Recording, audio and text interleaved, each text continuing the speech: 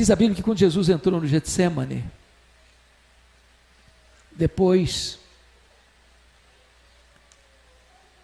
de inaugurar a nova aliança em seu sangue, partiu o pão, entregar o cálice, ele cantou um hino, e desceu para o monte das oliveiras, onde estava o jardim do Getsêmani, prensa de azeite.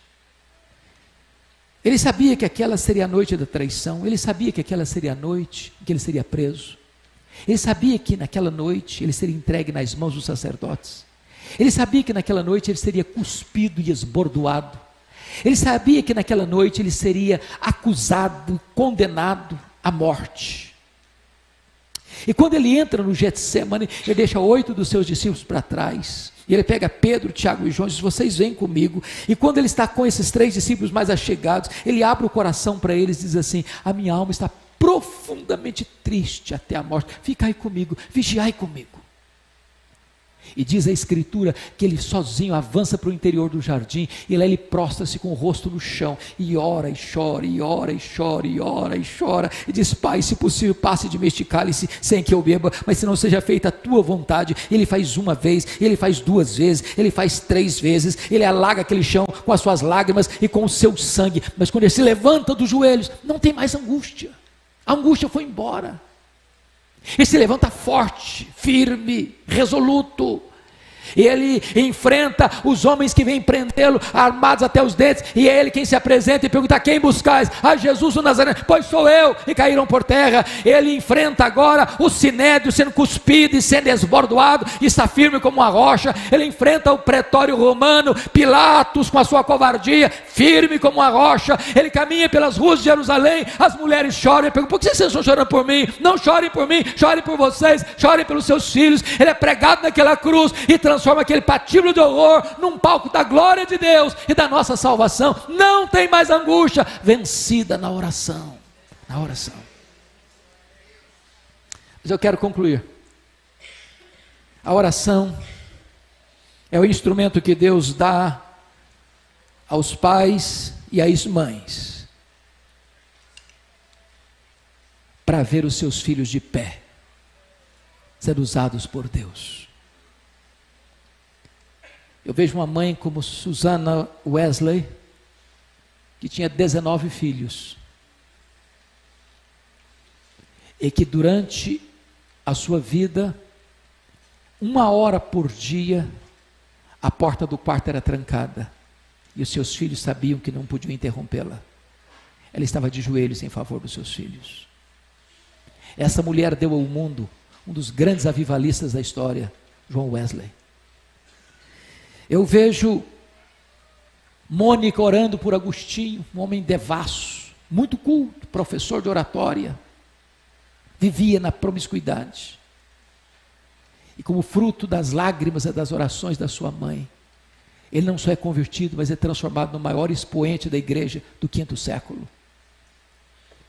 Eu vejo Abraham Lincoln, um grande estadista americano, afirmar: um filho que tem uma mãe que ora por ele, nunca é um filho pobre. Eu vejo um pastor batista, com o pastor Tim Simbala, vendo a sua filha primogênita, adolescente, sair de casa, querendo curtir os banquetes do mundo, e o pai chorando em casa. E alguém ligando para ele diz: desista dessa menina, desista dessa filha, ela não está nem aí com você. Ele diz: não posso abrir mão da minha filha, eu não posso desistir da minha filha. E então a igreja ora, e a igreja chora, e a igreja clama por ela, e Deus vai ao encontro daquela menina, desperta o coração dela, e ela volta quebrantada em lágrimas, de volta para casa, de volta para a igreja, de volta para Deus.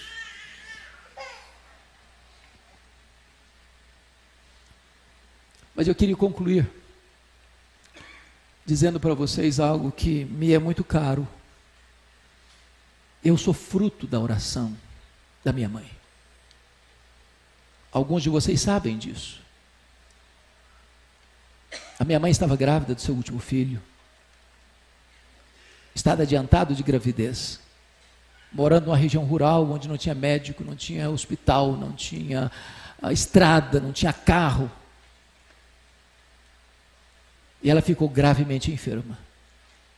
Naquela época, se alguém tinha que sair de casa para buscar recurso, numa situação dessa, de ser transportada numa padiola, um lençol amarrado num varal. Meu pai sabia que ela não suportaria uma viagem de 40 quilômetros nessa padiola. Mandou chamar o médico, ele veio, examinou e disse: essa mulher não vai sobreviver. Ela está muito fraca. A criança no ventre dela está em agonia de morte. E o médico disse: a única chance dessa mulher sobreviver é sacrificar a criança. Se não sacrificar a criança, a mãe morre junto com a criança. Quando esse dilema foi apresentado à minha mãe, ela tomou outra decisão. Ela disse: eu não abro mão desse filho.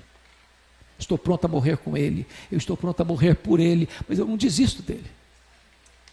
E ela que era uma mulher rural, simples, praticamente analfabeta, caiu de joelhos, diz: meu Deus, se tu poupares a minha vida, se tu poupares o meu filho, eu quero consagrar esse filho para ti, para ser um pastor, para ser um pregador do evangelho.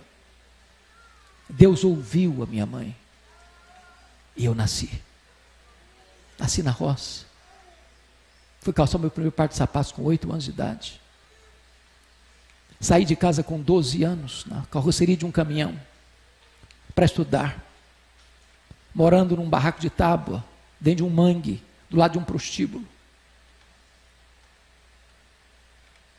E a minha mãe nunca me contou esse propósito com Deus, porque não queria que eu fosse influenciado para o seminário. Meus sonhos eram outros. Até o dia que Deus botou a mão sobre mim, me chamou para o ministério.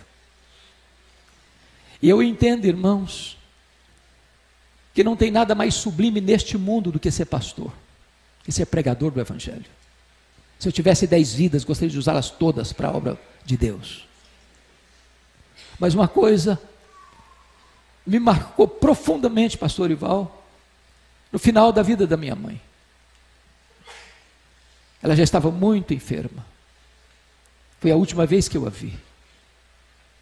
Ela me chamou à parte e disse: meu filho, nesses anos todos, eu nunca deixei de me levantar da minha cama de madrugada e dobrar os meus joelhos e orar por você, para que Deus levantasse você, para que Deus capacitasse você, para que Deus desse graça a você para pregar a palavra de Deus.